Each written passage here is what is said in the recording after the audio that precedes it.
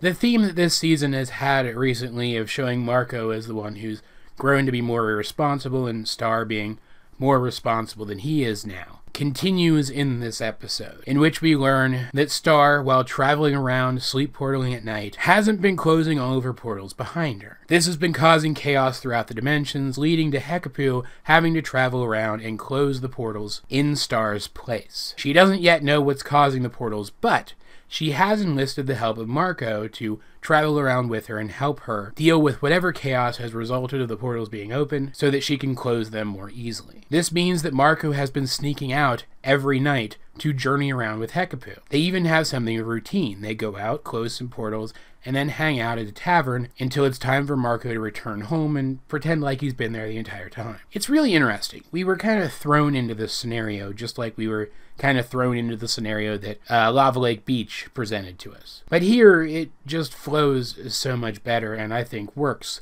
so much better. It's clear right off the bat that Marco is having to juggle his responsibilities assigned to him by Star and this new nightlife that he's living, and that he's doing a pretty bad job of it. He just enjoys both so much he can't stand to give either of them up. It's also super interesting to see just how much Hecapoo enjoys his company. She won't come right out and say it, but she likes having him around. She's sad when he goes home, she's happy when he comes back, and she feels genuinely betrayed by him when Star starts to catch on and his visits stop being quite so regular anymore. I might even go so far as to say that she's developing feelings for him. But at this point, it's unclear if that's what's happening or if she just genuinely thinks of him as a friend and is too proud to admit it. Things really take a turn, though, when she reveals that she's discovered a pattern to the portals. That whatever is making them, we know it's Star, but remember, she doesn't yet, whatever is making them follows roughly the same path every single night. This allows Hecapoo to anticipate where the next portal is going to open, so that she can be ready to shoot down whatever emerges from it. So Marco steps in to defend Star, ends up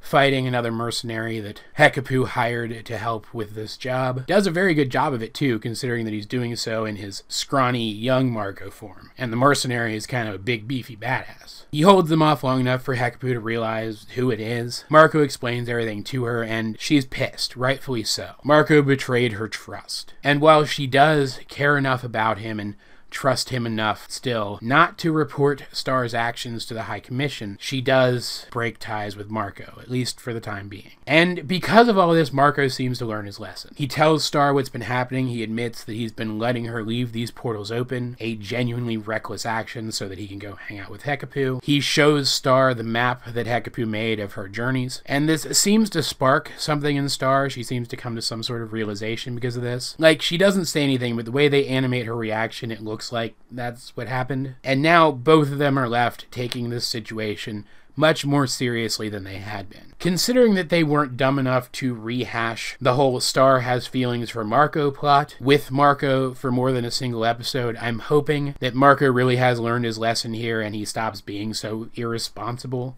all of a sudden, that we don't get a repeat of Star relearning the same lessons over and over again like we did back in season 2. If so, I think this was a good culmination of this plotline. I mentioned, I think it was back in the Princess Turdina review, that it makes sense that Marco would be a little more irresponsible now. Being friends with Star has helped him to loosen up, to open up, to be a little reckless sometimes. And unlike Star, he hasn't quite found the balance between that and being a responsible person. He's still learning. Hopefully this episode has been the learning experience that he needs to reach that point. I like the idea of his and Star's personalities equalizing a little bit more. I just don't want them to dwell on it for too long, if that makes any sense. End of the day, this felt like a bridge episode like many season 3 episodes have. It didn't really resolve anything on its own, but it was a fun ride. I enjoyed watching it. It was great to see Hecapoo again. It was great to see her and Marco interacting again. And I'm glad that this plotline with Star's golden butterfly form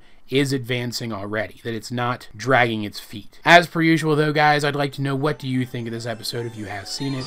Let's get a discussion going in the comment section down below. Either way, this has been AJ22 and I will talk to you guys later.